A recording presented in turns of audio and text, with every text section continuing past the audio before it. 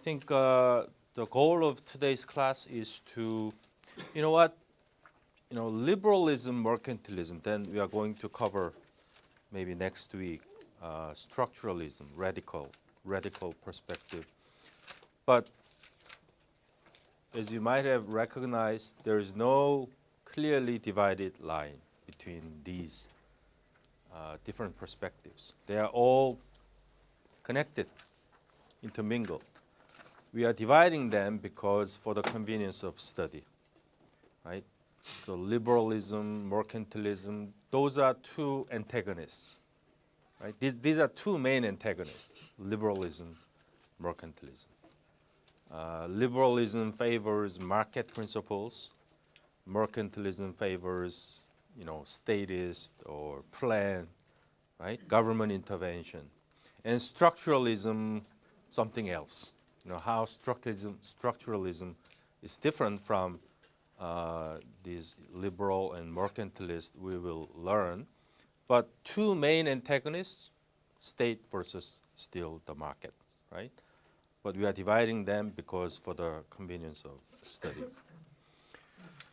Based on liberal perspectives, let's move on to look into what mercantilism is and how mercantilism is different from liberal perspectives.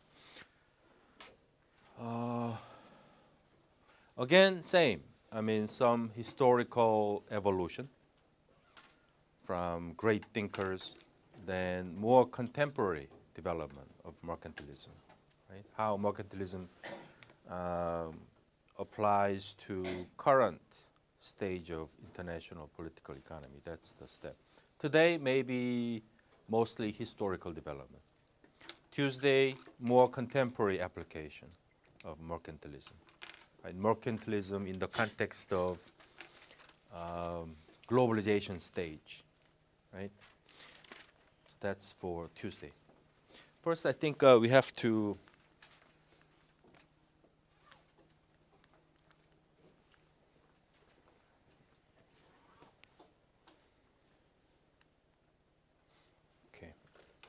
some history. Mercantilism in history, I think, rose in the context of the rise of the modern state, the modern nation state. It was a tool for the emerging nation states in the 15th and 16th century. So mercantilism, I think, preceded liberalism, right? Mercantilism naturally became very useful tool for emerging nation states in the 15th and 16th century. State building and intervention in the economic policy, that was the major mainstream thinking at that time, right? The government must intervene, must sort of take care of economic affairs. That was the dominant thinking in those times, right? In the transition from feudal system to, right, modern nation-state system, this thinking dominated. Right? The government does a much better job of, right, ruling the state. That was the modern dominant thinking at that time. And nation-state has, three main components. You need to have some group, right? Identically, unified people, which is a nation. Then you have the state as a bureaucratic organization, right? And you need to have the legal entity, which is sovereignty, right? No legal entity beyond the level of state, right? That's sovereignty.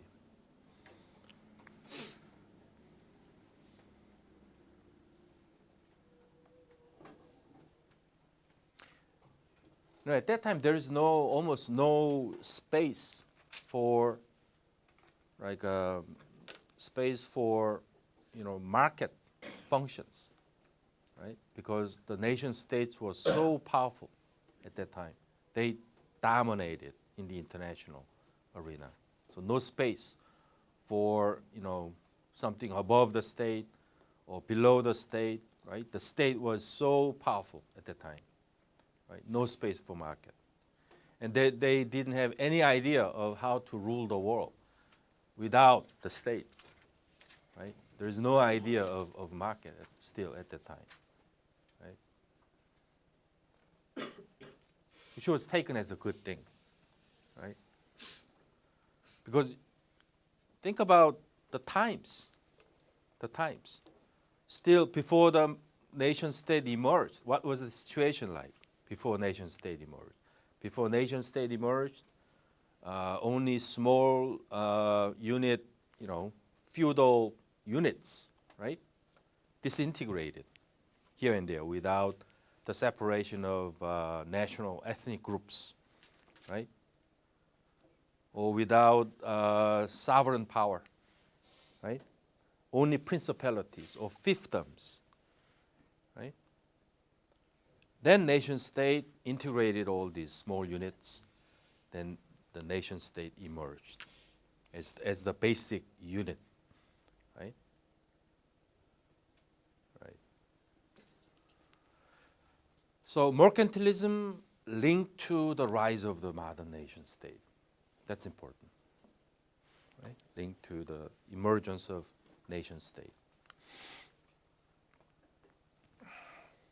And according to Charles Tilly, famous IP scholar,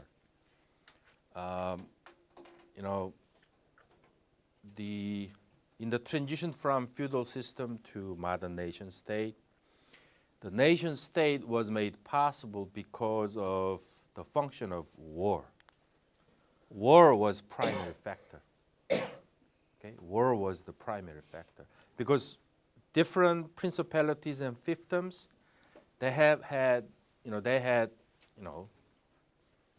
many wars between them, and in conducting these wars, they felt the need to have a larger unit called nation state. Right? So in that sense, I think war was very important, most contributing factor in making the modern nation state.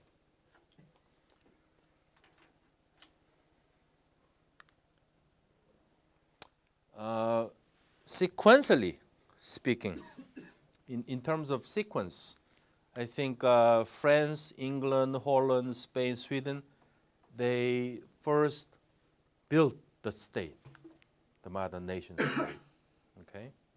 In the 16th century, they came first as a nation state. Then in the 19th century, Germany, Italy followed, right? Germany was latecomer as a nation state. Italy also latecomer in the nation state. Almost 300-year difference, right, in terms of forming the state. So that, this will lead to, some international IP structure. This kind of a competition between these new states, new nation states, will lead to unique IP system, right? Unique IP system, where over time England lead the system, right? England becomes most powerful, most wealthy country. Then they follow, right? Then they follow. And this will have a great impact on their trade policy, international economic policy. So you will see why Great Britain first resorted to free trade policy. Right? Free trade policy first emerged with England. And other nation states opted for mercantilist policy, right? And this textbook gives a very like a balanced view on why Britain first adopted free trade policy, liberal thinking, and others sort of defended mercantilist perspectives. We'll get to that. So, for instance, Henry VII and Elizabeth I, they pursued a typical state plan strategy at that time, right? To promote economy, right? So, before Britain emerged as an economic power, the economic strategy they adopted was state plan strategy, okay? Mercantilist strategy.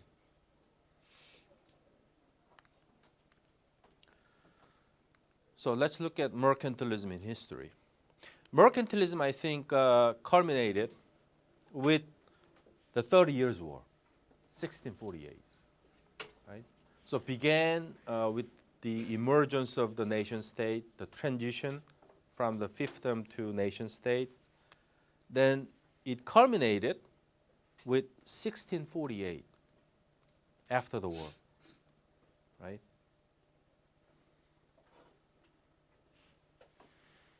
In other words, IP system at that time began to be very competitive after 1648. After the modern nation state was set up, IP competition became very competitive, right? So every country resorted to mercantilism. After 1648, every country in the European system, England, France, right, Sweden, and all that, they adopted mercantilist thinking, right? Until 18, so mercantilism was in full swing until the 1840s.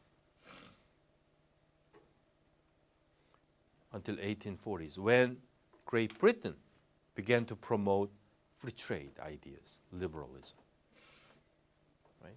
So for 200 years, European continent was sort of controlled by this mercantilist thinking.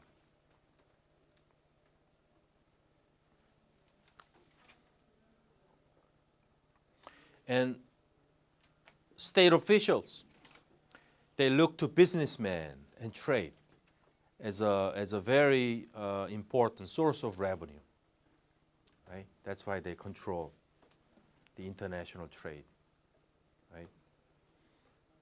This is a visible hand, right? Visible hand. So businessmen, merchants and businessmen, they were very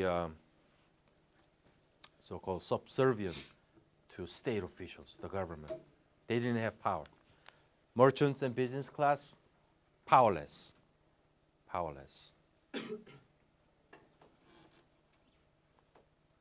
Which is important in terms of political system, right?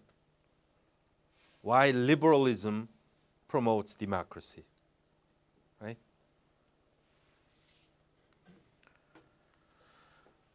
And second source of mercantilism.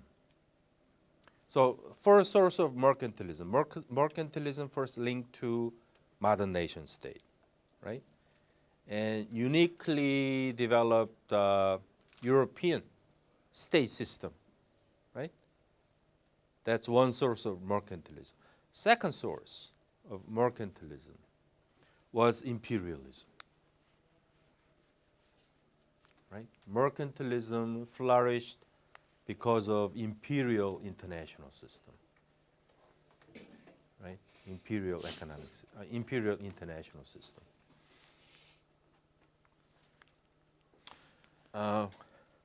First wave of imperialism, 1648 to 1815. That's the first wave of imperialism. Second wave, 1890s. That's the second wave of imperialism. But first wave of imperialism, 1648 to 1815.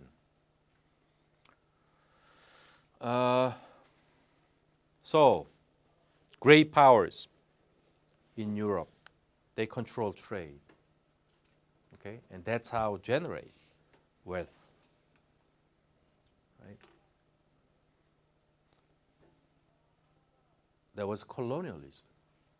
You exploit, right? You exploit territory outside your country. That's colonialism. So imperialism, colonialism. Right? Imperialism, colonialism, mercantilism. So liberalism cannot exist. Maybe I have to put it in a question form. Can liberalism exist with imperialism? Right?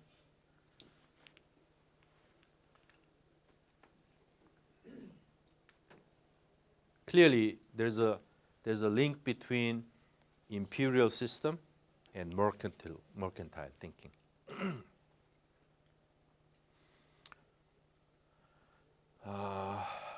Right, that's an interesting question. Whether or not the liberal international system can coexist with colonial system or imperial system. The type of international economic system led by the United States, right? Can it coexist with colonialism or imperialism? Right?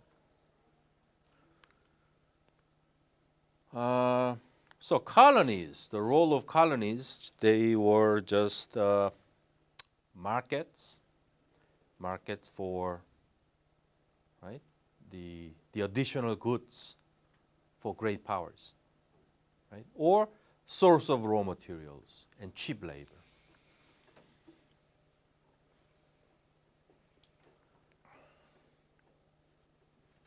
So these great powers, right, acquire these colonies for three important reasons, right? Export markets, second, raw material base, and cheap labor. These three reasons. And the assumption here is that this colonial type of system was possible because the government was ruling the economy. Right? But again, some caveat.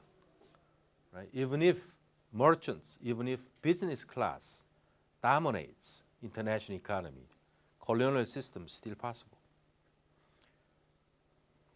Right? Maybe even more aggressive. Even more aggressive.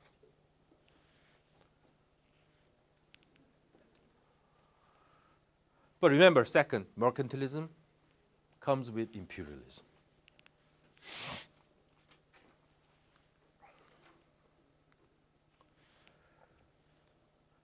And it was a mutually beneficial relationship, right? Growing merchant class, business class, they also supported this government policy, imperial government policy. So they were mutually helping each other. And this government protected this business interest. The best example is, Dutch imperial policy, right? Dutch set up, company in the Southeast Asian region, right? These companies were, freely doing business there because of the presence of government, right? Government hands. Right?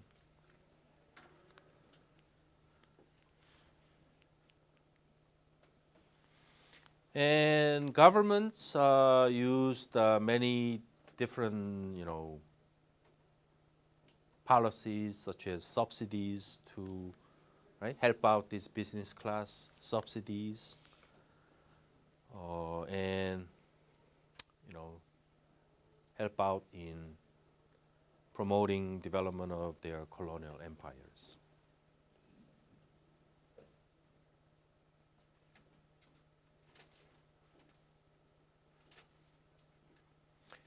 This kind of imperial economic system cannot go on without the intervention of the government, without the government intervention.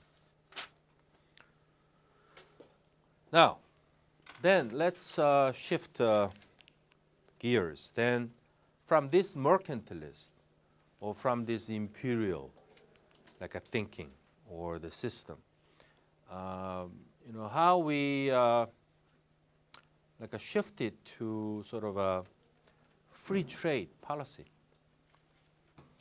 in the 1840s. Here we go back to Adam Smith and David Ricardo, right? Adam Smith, as a liberal thinker, his book came out The Wealth of Nations, I think, was published. Was it 1776? Right, 1776. It came out. Then popularly known, it gained in popularity in 1830s, 40s, right? So Adam Smith might have been not that known in his generation. When he was alive, maybe after he died, his book and his theory became popular. And his thinking coincided with the international economic system, right? Which is more favorable to free trade, right? Government hands-off approach. So how did we shift to sort of a free trade policy? 1840s. Then more importantly, why Great Britain first promoted free trade policy, right? Why Great Britain first promoted free trade policy.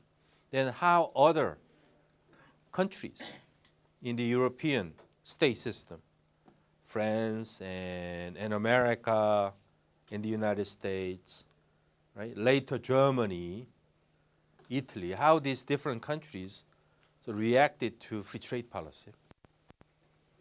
So I think ultimately the question is, was British free trade policy promoting the benefit or economic development of all the countries, right? Or British free trade policy was something that only promoted British self-interest?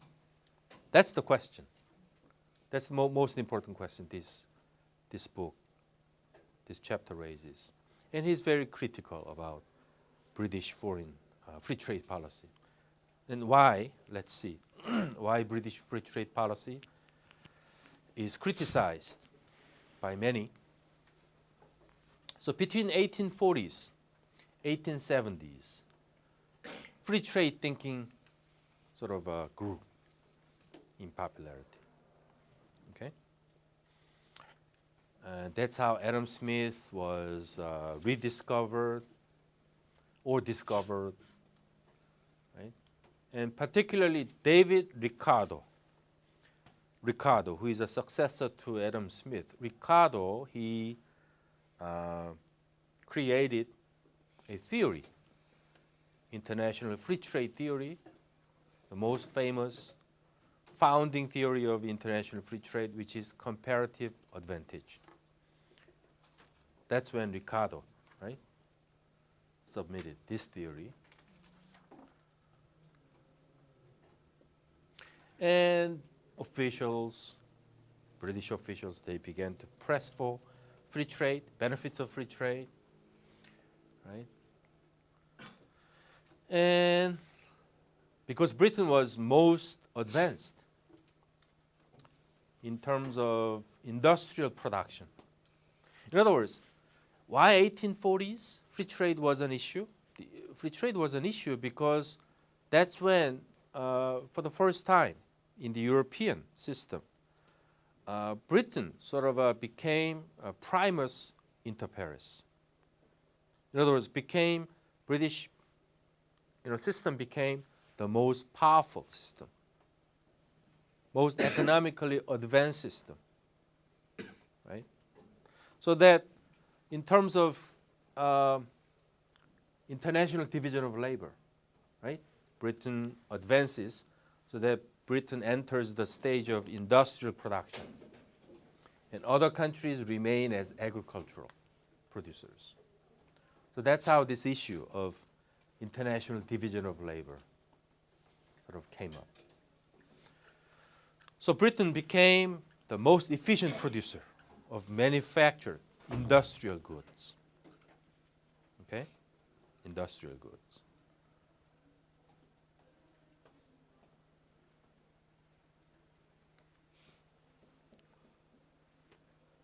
And Britain was promoting free trade because free trade was much more, right, favorable to Britain than mercantilism. Right?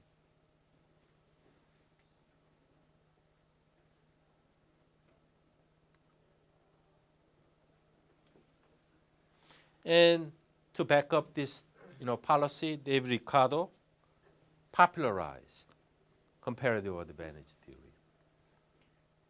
Comparative advantage theory. Comparative advantage theory, what is comparative advantage theory? Every country has different, endowments, right? As a whole, countries must specialize in what they are good at doing or good at having those endowments. Then they have to exchange. Specialization, then exchange. Then I think the entire pie at a global level grows. That's comparative advantage. Right? So the scholar who provided this theory was Ricardo. He backed up the British free trade policy at the time. And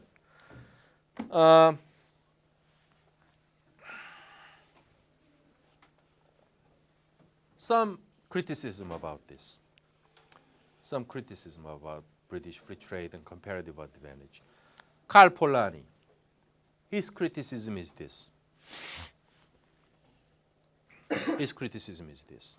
So British free trade policy was just a tool, okay, to protect and support their own industries, right?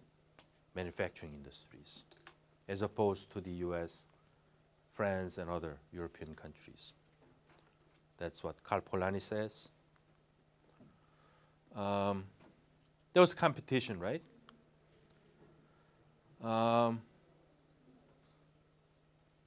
Major competitors were European countries and American countries.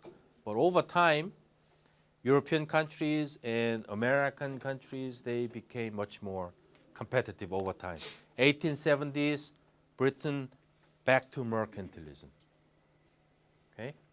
Back to mercantilism.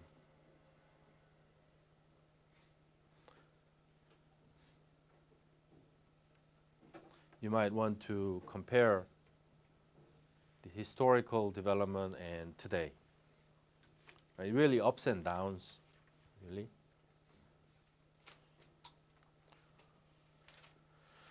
And the textbook discusses this British retreat from this free trade, how that precipitated, right, the competition between European powers, and how that economic changes weakened the European balance of power system. Right? And this author indicates that this retreat from free trade, okay, I think contributed to World War I and World War II. That's what he indicates.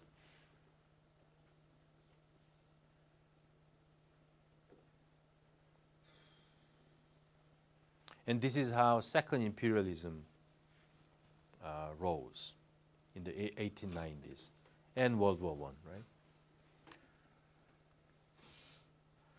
U.S.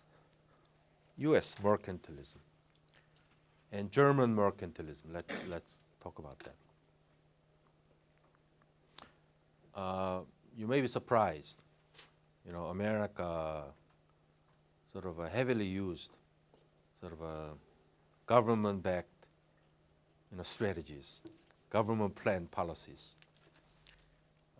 in the developmental stage, right?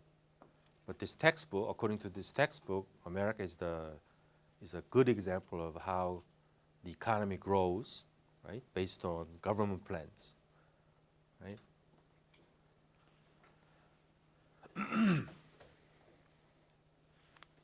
The U.S., Germany in the system, economic system, were threatened by British, right, free trade policy, liberal policies.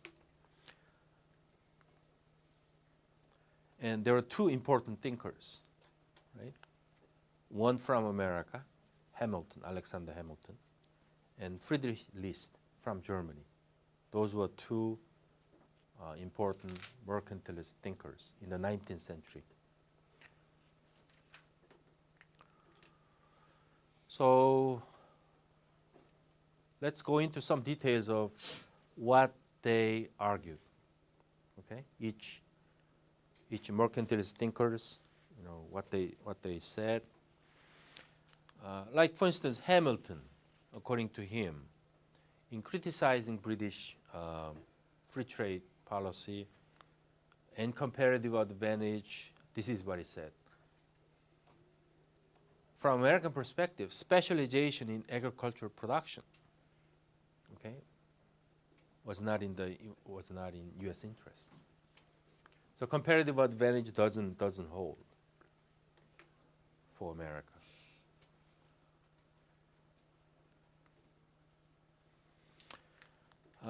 And U.S. should protect infant industries. Okay, infant industries. U.S. businesses cannot compete with British. Okay, so the government should do something to protect new companies, new American companies, which is infant industries. And strong role of the government is needed. Strong role for the government. There may be many ways of helping these companies as a government.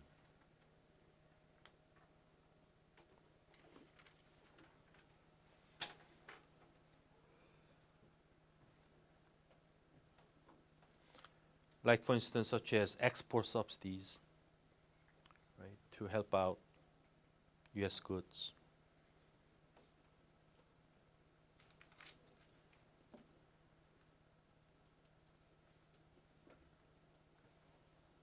How about Germany? Germany also, as a latecomer, as a late industrializer, Germany also resorted to mercantilism. List was even more vigorous proponent of mercantilist policies than Hamilton. Yeah, just quote unquote, the power of producing is much more important than wealth itself. This is a statement by Friedrich List. So he was emphasizing the importance of manufacturing industry at that time.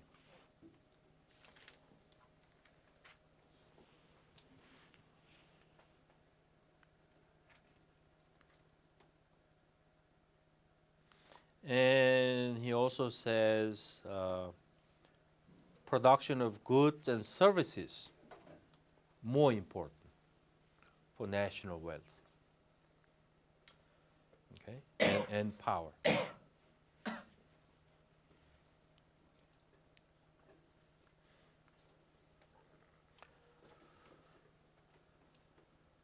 And also he denies British argument.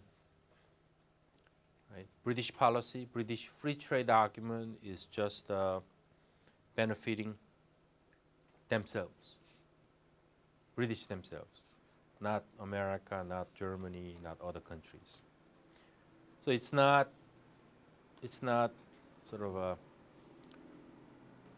mutually beneficial policy. And international trade system is not equal. That's the argument. Because British technology was more advanced and labor more efficient than Germany, than America.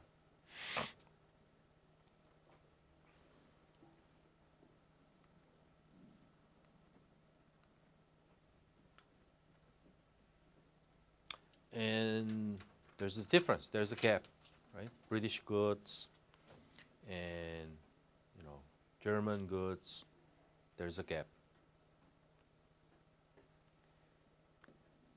So, look at this. There is no such thing as free trade. To quote from List, right? There is no such thing as free trade, right? Free trade is possible only when states could compete on an equal basis. Right? Free trade is only possible, which is common sense, right? Common sense.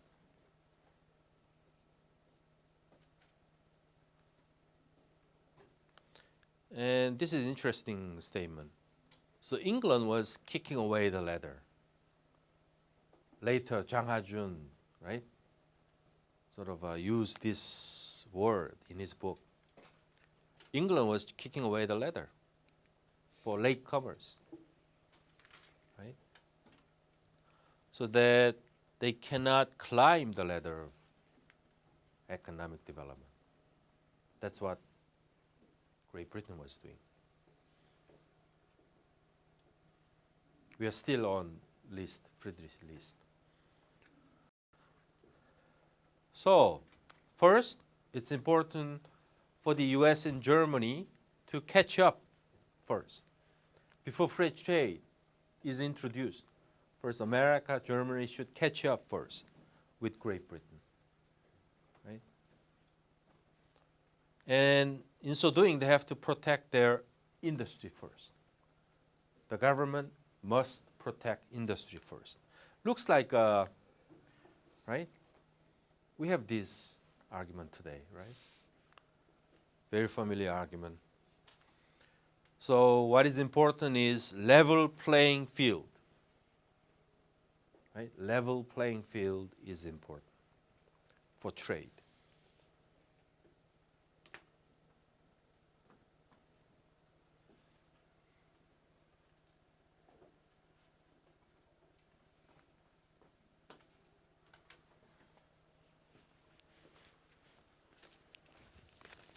Let me see whether I missed anything.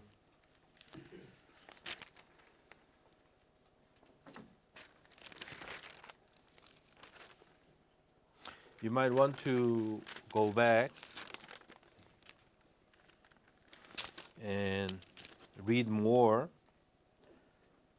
particularly on page 89. Page 89.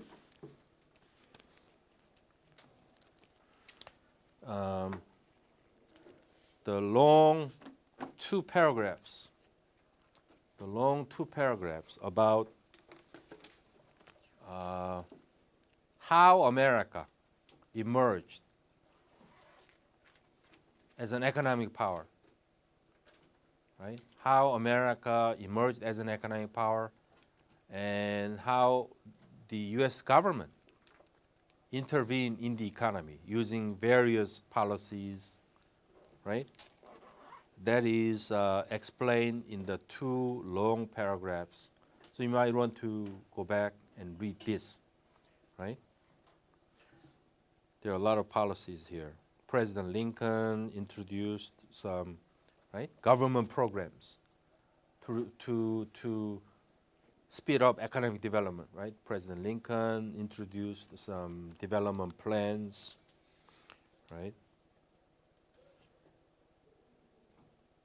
And America sort of levied high tariffs, right? Things like that. You might want to go back and read these.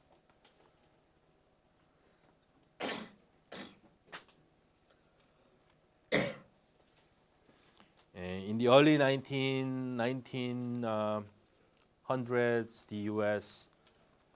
Tariff rate was very high, and most famous act that raised tariff was Smoot-Hawley Act, right? You might want to go back and read all this. I skipped all this from my PowerPoint, so you might want to read, in the second half of the 19th century, early 20th century, America was a developmental state. That's the point. The U.S. was a developmental state, mercantilist state. That's important. Okay, then.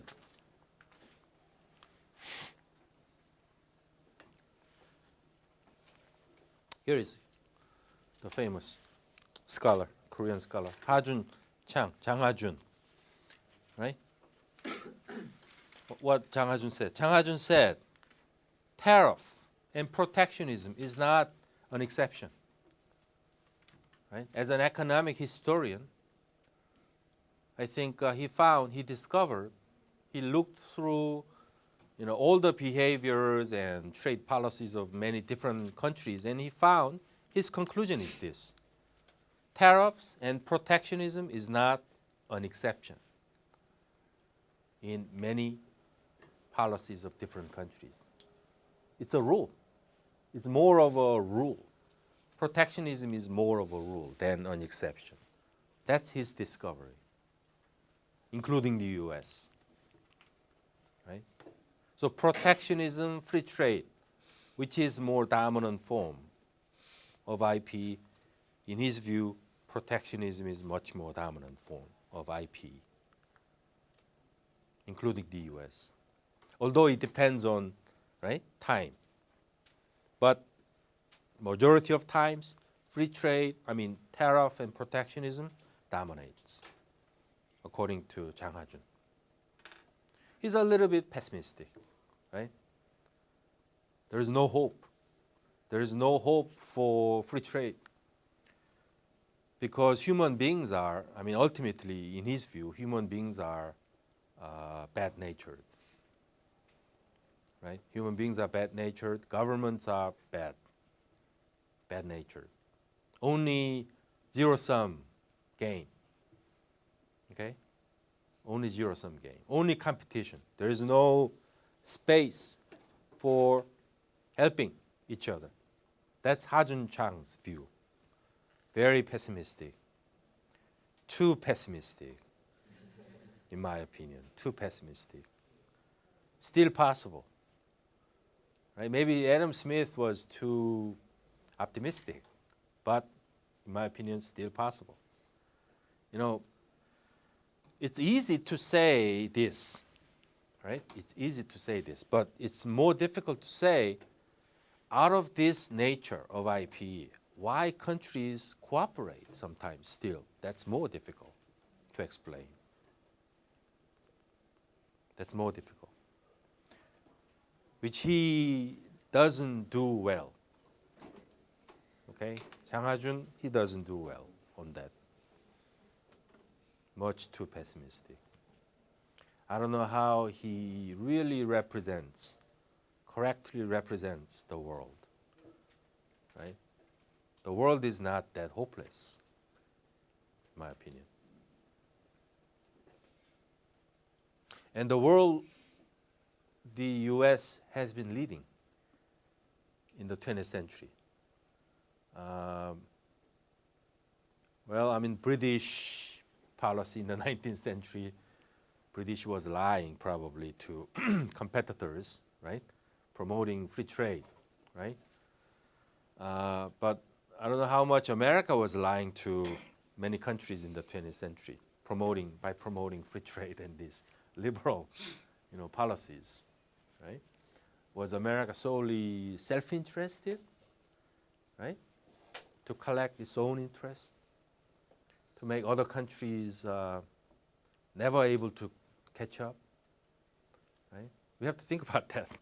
Chang Ha-jun, yes, I mean he's very hopeless, right? His life is very miserable. If you think like that, your life, right? You never smile because, right? The world is so hopeless.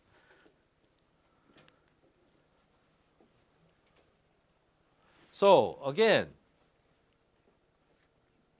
I'm not sure whether how much, again, truth to this. Market always partially, right, free, partially open. And trade was not really, right, most of the time, really all that free. Again, very pessimistic.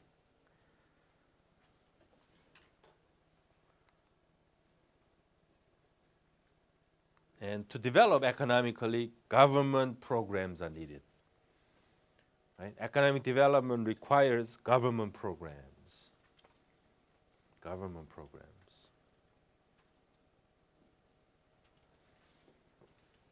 That's how America developed. This is not my view. I'm just relaying other people's views.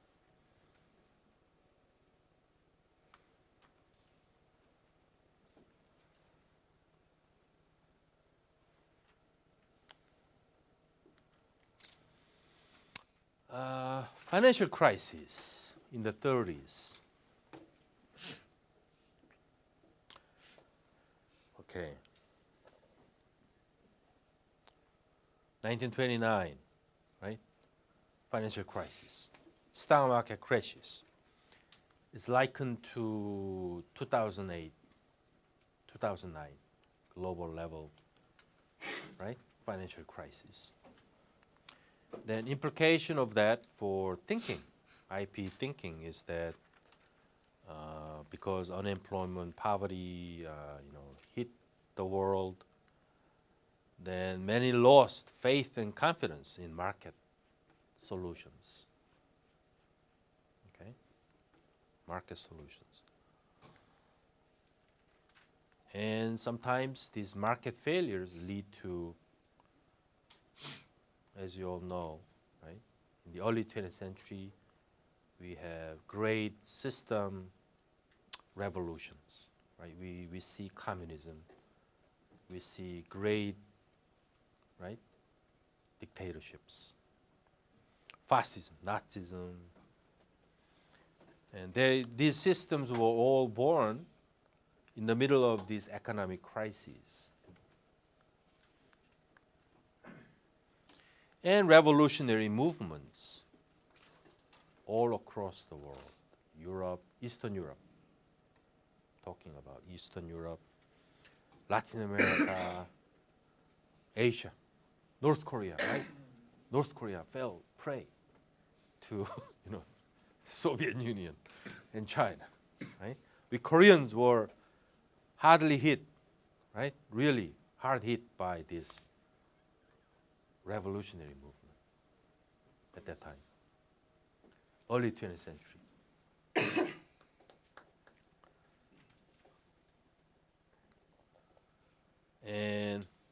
And we have Keynes, right? We have Keynes.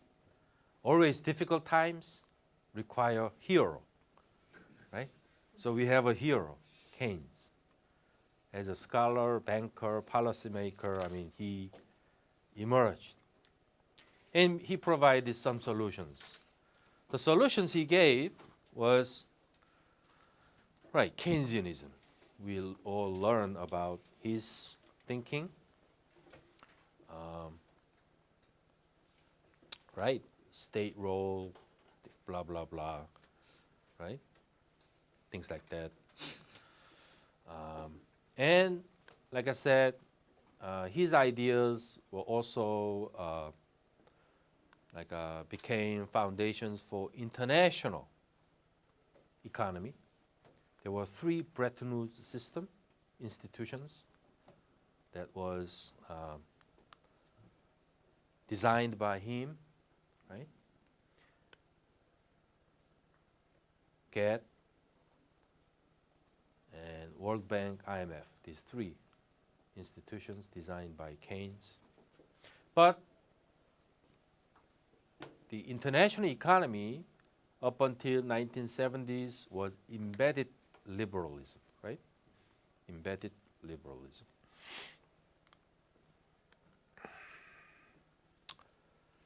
Now, before we get to this, page 90. Page 90. Last 2 paragraphs. Take special note of last 2 paragraphs on page 90.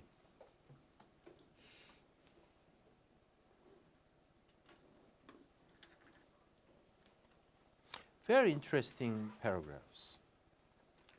Go ahead and read very carefully what these 2 paragraphs say about the IPE between 45-73.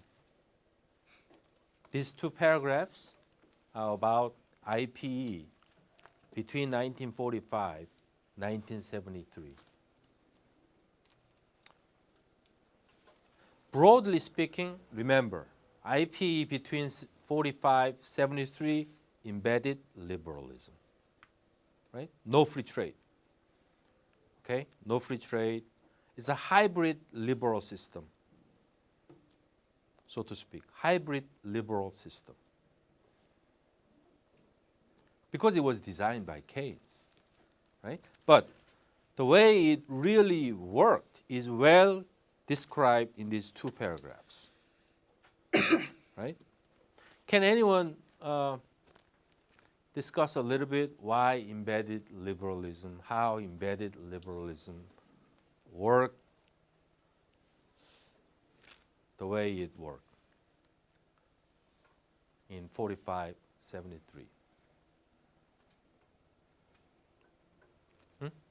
Can anyone answer this? This is most important for today's class. Most important. Then we shift to 1973, after 1973. Then after 1973, free trade, right? Full-scale liberal system after 73. That's important. Then how hybrid liberal system worked, 45-73. I can give you some time, maybe a couple of minutes, read it. These 2 paragraphs. I'll give you a couple of minutes. Then discuss. First,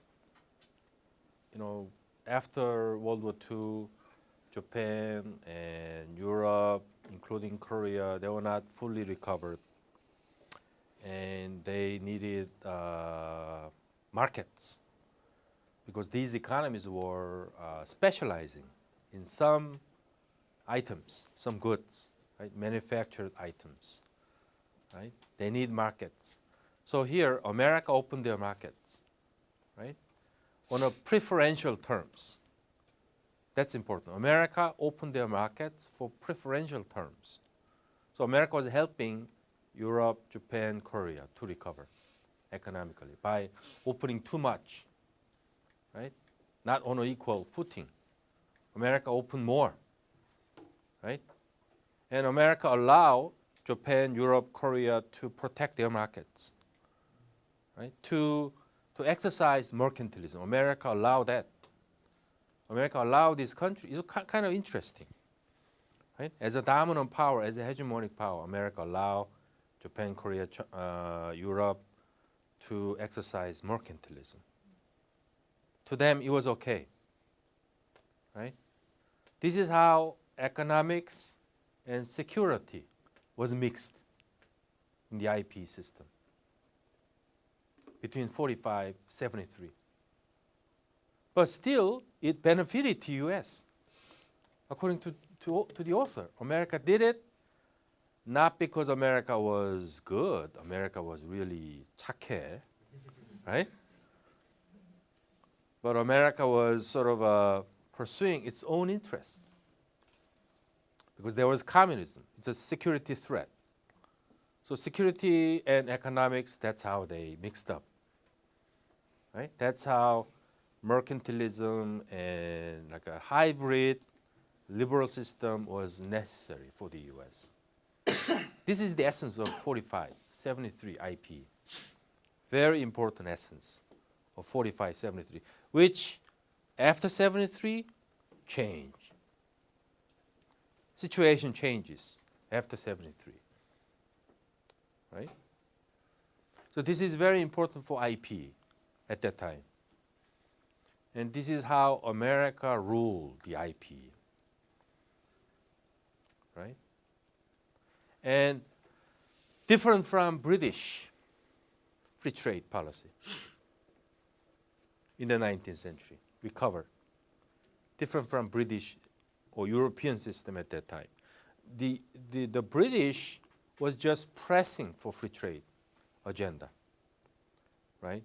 Without the consideration of security.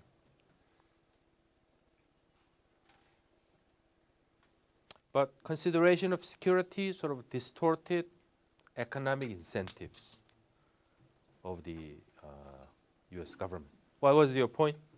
No, it's, yeah, actually you already said it was like also a political view because they saw it went very wrong after the First World War, especially with Germany, and they wanted to prevent that countries were getting poor again and that they would become radical again.